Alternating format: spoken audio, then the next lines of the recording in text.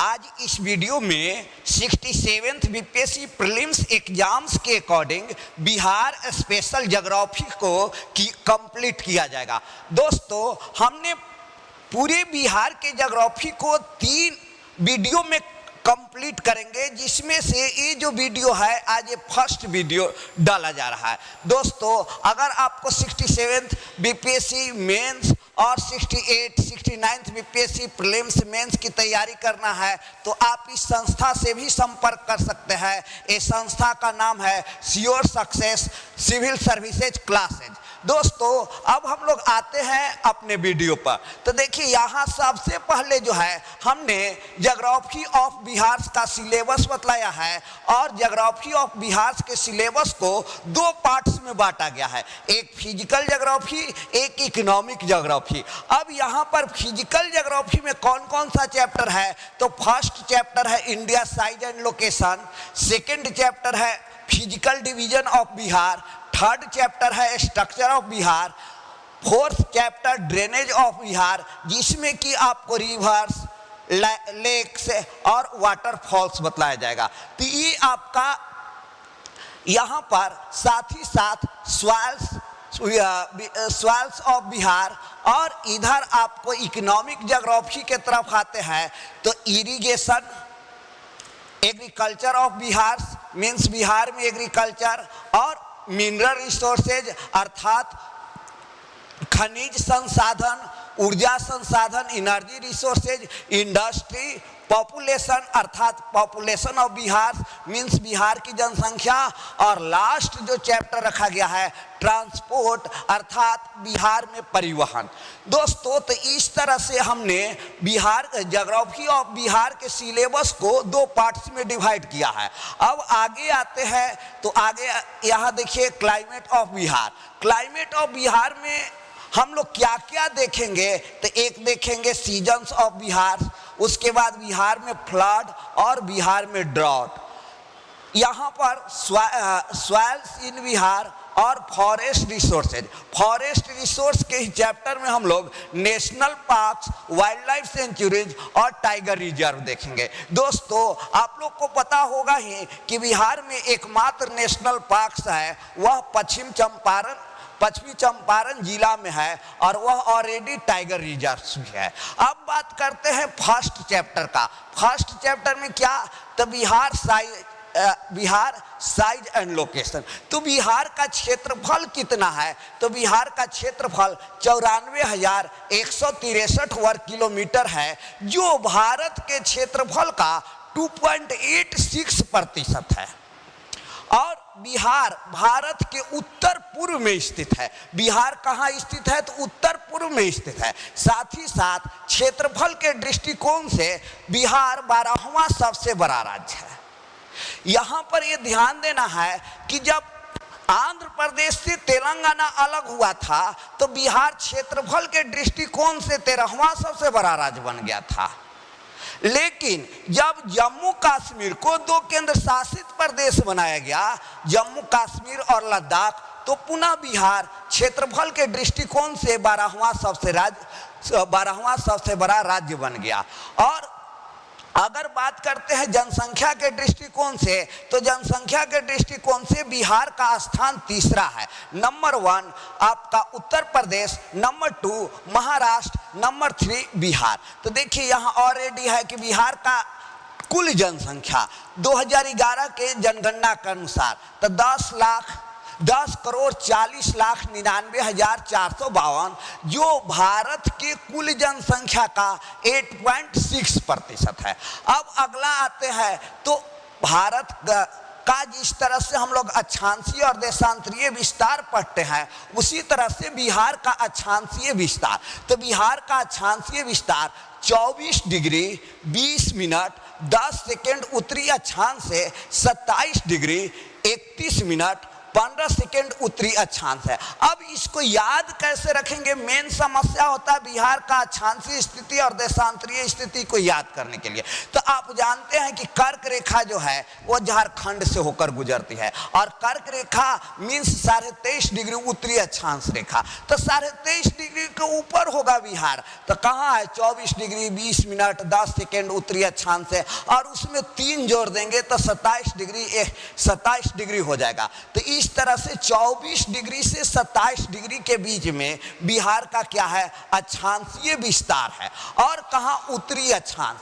तो उत्तरी गोलार्ध में इंडिया है, इसलिए बिहार भी उत्तरी गोलार्ध में ही होगा, सिंपल सी बात है। और इसका देशांतरीय विस्तार, तो देशांतरीय विस्तार 83 डिग्री 19 मिनट 50 सेकेंड, पूर्वी देशांतर से 88 डिग्री 17 मिनट 40 सेकेंड पूर्वी देशांतर है। तो यहाँ ये भी ध्यान देना है कि देशांतरीय विस्तार।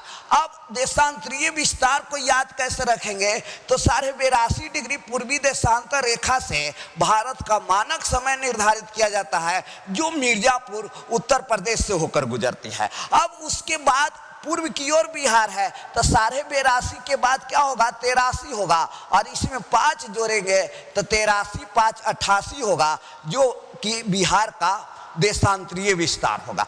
अब बिहार के उत्तर में नेपाल, बिहार के जो चौहद्दी है, तो बिहार के चौहद्दी में क्या है, उत्तर में नेपाल, दक्षिण में झारखंड, पूर्व में पश्चिम बंगाल और पश्चिम में उत्तर प्रदेश। तो वही चीज यहाँ दिया हुआ है कि बिहार के उत्तर में नेपाल, दक्षिण में झारखंड, पूर्व में पश्चिम बंगाल और पश्चिम में उत्तर प्रदेश।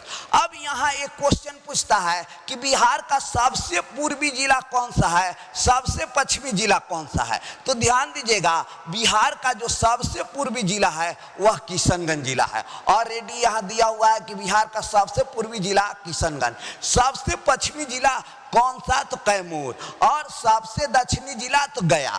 ध्यान दीजिएगा, बिहार में जो सबसे दक्षिणी जिला है वह गया है, और सबसे उत्तरी जिला जो है वह आपका पश्चिमी चंपारण जिला है। ये देखिए, ऑलरेडी एक बिहार का मैप हैंड से ही बनाया गया है, एक कॉमन मैप बनाया गया है, जिसमें देखिए आपका उत्तर में नेपाल, दक्षिण में झारखंड, पूर्व में पश्चिम बंगाल और पश्चिम में उत्तर प्रदेश। साथ ही साथ यहाँ ये ध्यान देना है कि बिहार का उत्तर से दक्षिण की लंबाई 345 किलोमीटर, 345 क्या, उत्तर से दक्षिण की लंबाई। अब ये तो क्या है, काउंटिंग है, 345 अर्थात 345 किलोमीटर, और बिहार के पूर्व से पश्चिम की चौड़ाई कितना, तो 483 अर्थात 483 किलोमीटर।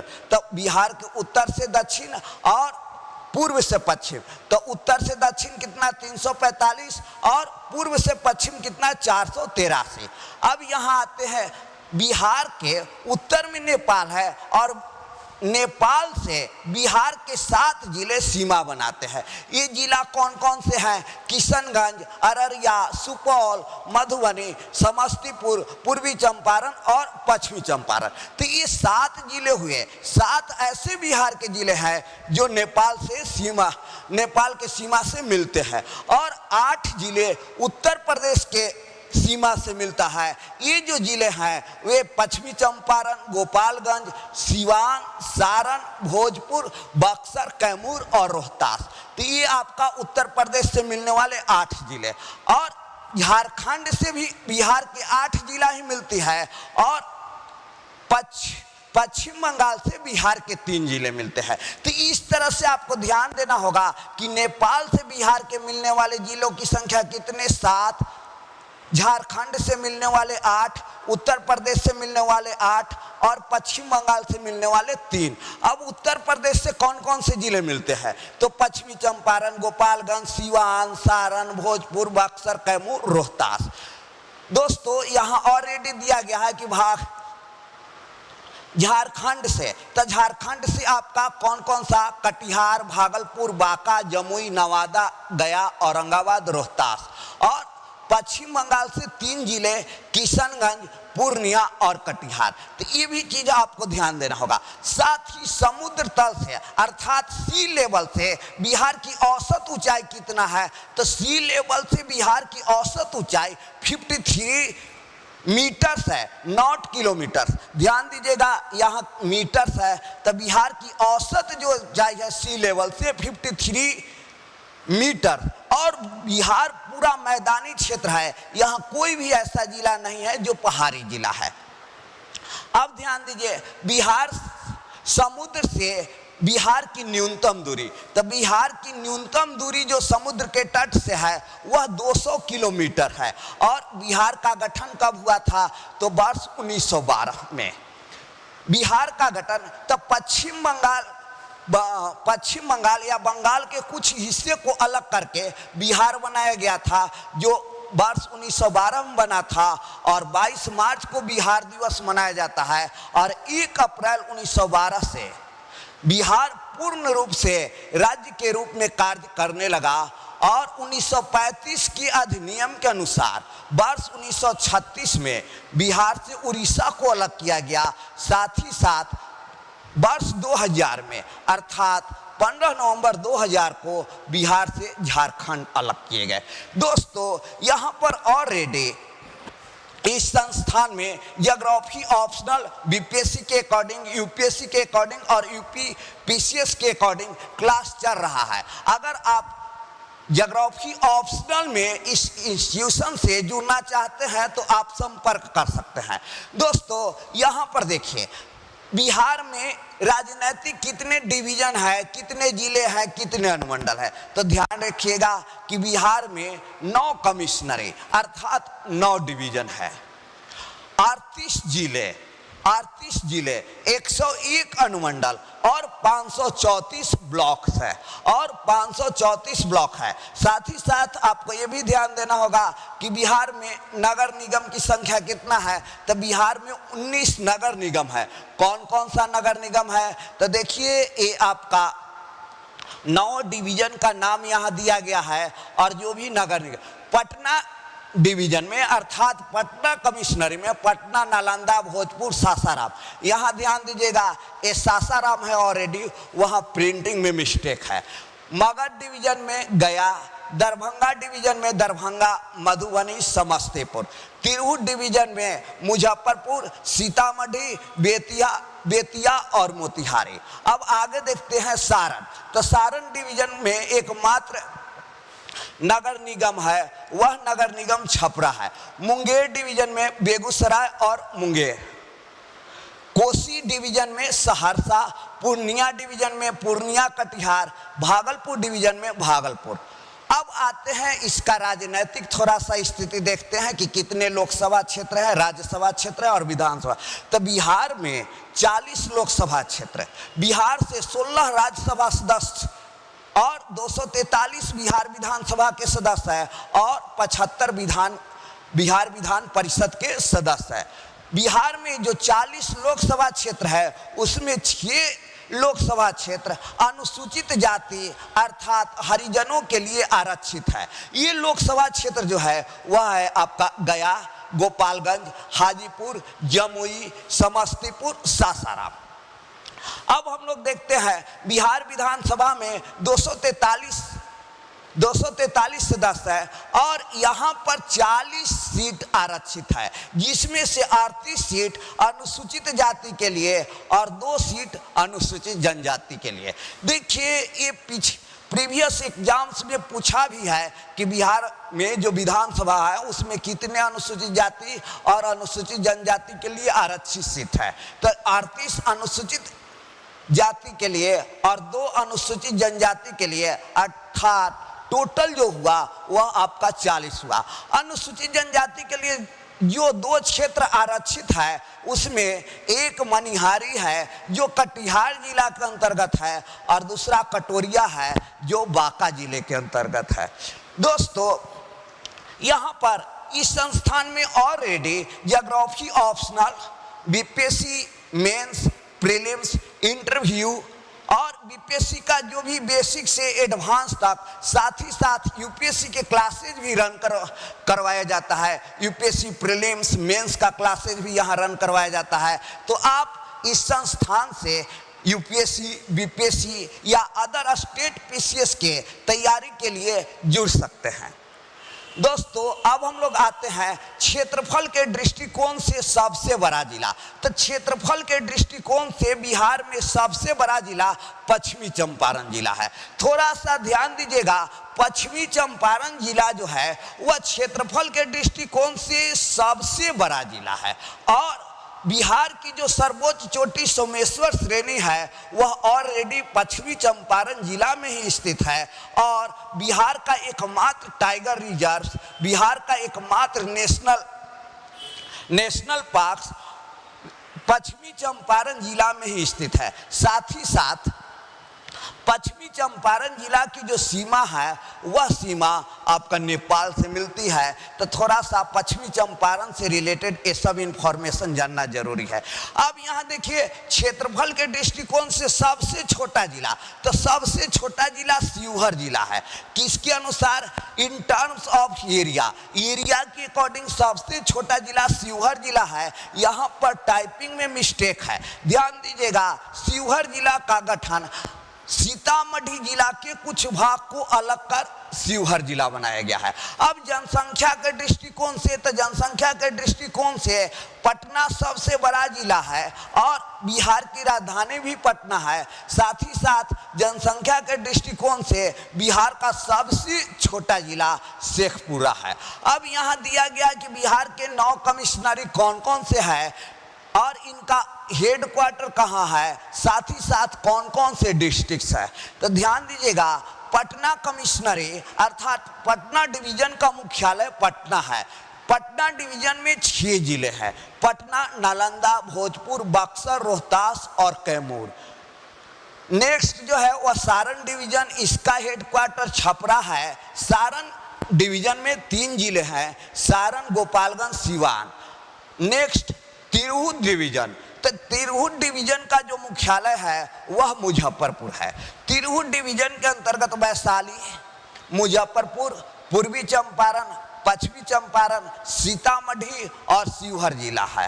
मगध डिवीजन, तो मगध डिवीजन का मुख्यालय गया है। गया, जहानाबाद, अरवल, औरंगाबाद, नवादा, ये 5 जिले हैं। दरभंगा डिवीजन, तो दरभंगा को ही मिथिलांचल कहा जाता है, मिथिला का एरियाज। तो दरभंगा डिवीजन का मुख्यालय दरभंगा है और इसमें 3 जिले हैं, मधुबनी, दरभंगा, समस्तीपुर।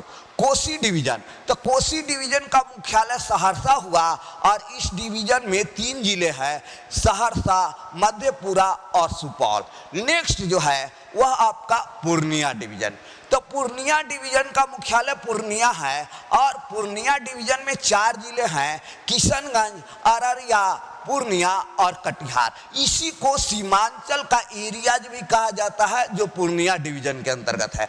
मुंगेर डिवीजन, तो मुंगेर डिवीजन का मुख्यालय मुंगेर है और यहाँ पर जो जिले हैं मुंगेर, जमुई, बेगूसराय, शेखपुरा, लखीसराय और खगड़िया डिवीजन, खगड़िया जिला है। तो ये सब आपका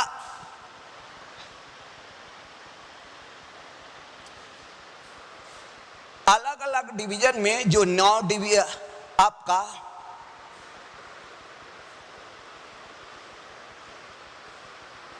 यहां पर ध्यान दीजिएगा, थोड़ा सा टाइपिंग मिस्टेक है। हमने बोला कि बिहार में 9 डिवीजन है जिसमें भागलपुर डिवीजन टाइप ही नहीं किया हुआ है। तो भागलपुर डिवीजन का मुख्यालय भागलपुर है और भागलपुर डिवीजन में 2 जिले हैं, भागलपुर और बांका। अब ध्यान दीजिएगा, नेक्स्ट चैप्टर पर आते हैं बिहार का भौतिक विभाजन। तो बिहार को फिजिकली रूप से या अकॉर्डिंग टू फिजिकल बिहार को 3 अलग अलग एरियाज में डिवाइड कर सकते हैं। कौन कौन सा एरियाज? तो एक आपका हुआ हिमालय का पर्वतपदीय प्रदेश, अर्थात जो आपका बिहार में शिवालिक वाला जो पार्ट्स है, जो बिहार की सर्वोच्च चोटी सोमेश्वर श्रेणी जहां पर स्थित है, तो वो पर्वतपदीय प्रदेश एक पार्ट्स हुआ। सेकेंड जो पार्ट्स है बिहार का मैदानी भाग अर्थात प्लेन्स ऑफ बिहार, और थर्ड जो हुआ दक्षिण का सीमांत पठारी प्रदेश। अब हिमालय का पर्वतपदीय प्रदेश, तो ये कहाँ है? तो ये आपका बिहार के उत्तर पश्चिम के भाग में है, उत्तर पश्चिम के भाग में है। कहाँ पर?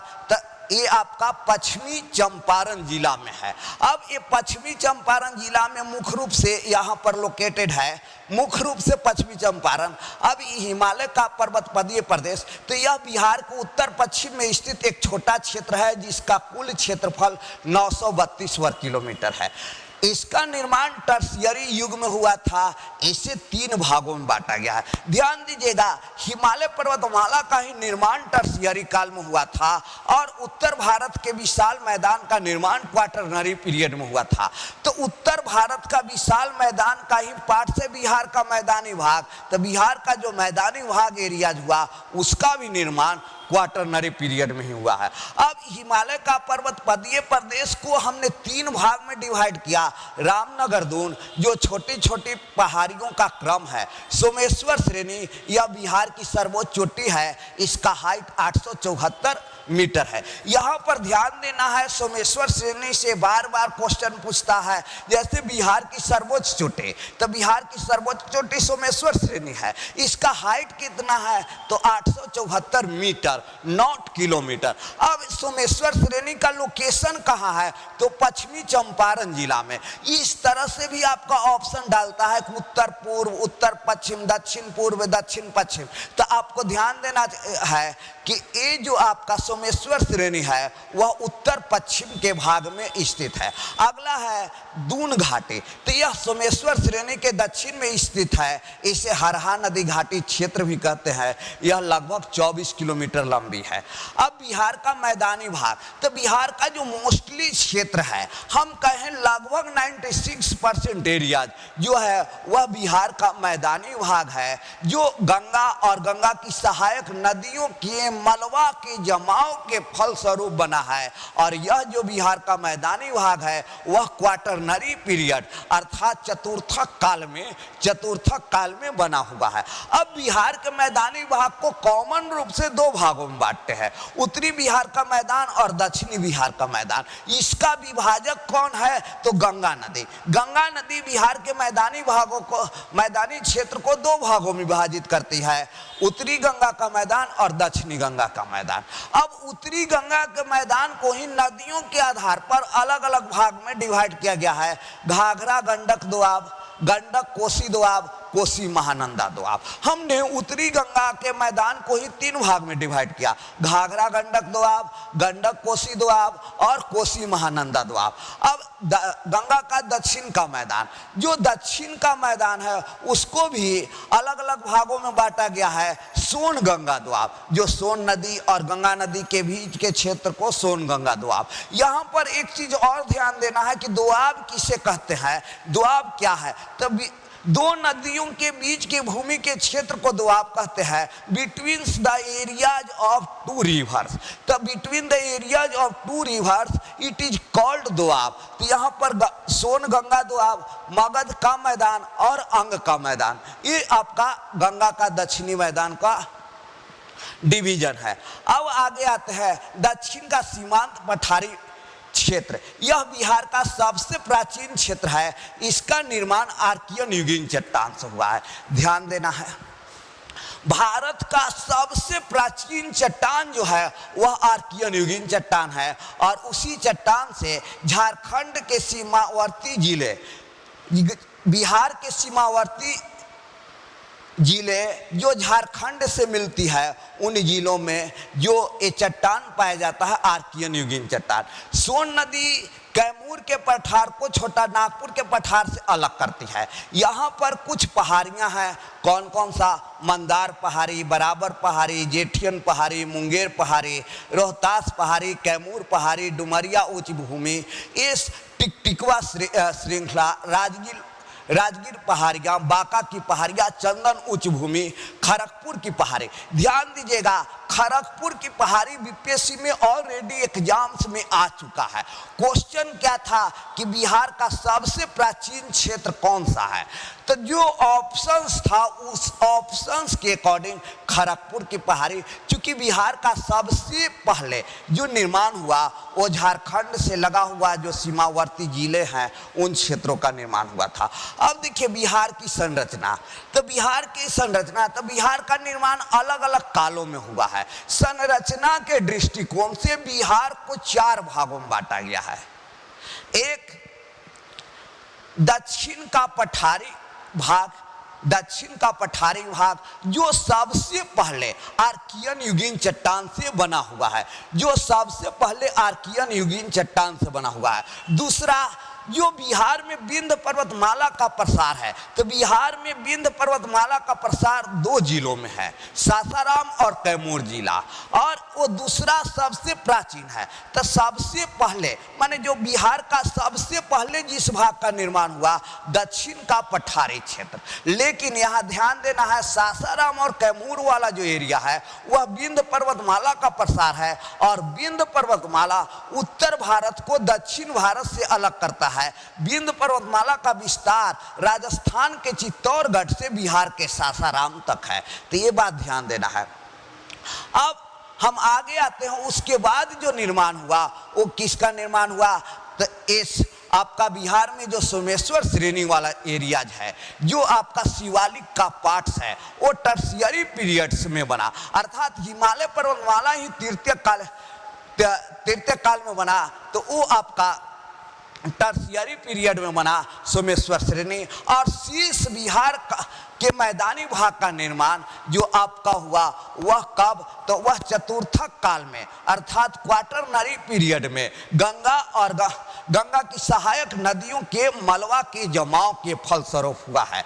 तो दोस्तों, तो इस तरह से हमने यहाँ पर सबसे पहले बिहार साइज एंड लोकेशन, उसके बाद बिहार का फिजिकल डिवीजन, और उसके बाद बिहार की संरचना के बारे में बतलाया है। जो नेक्स्ट चैप्टर बचे हुए हैं उसे और 2 वीडियो के माध्यम से बताया जाएगा, और यह मेरा प्रयास रहेगा कि जो 67th बीपीएससी प्रीलिम्स एग्जाम हो उसमें ज्योग्राफी से रिलेटेड जितने क्वेश्चंस हो वे सभी क्वेश्चंस आपको हम टच करवा सकें। दोस्तों, आप इस वीडियो को अधिक से अधिक शेयर, लाइक और आप अपना कमेंट्स दें कि इस वीडियो में और क्या क्या सुधार किया जा सकता है या आपका क्या सुझाव है। जय हिंद।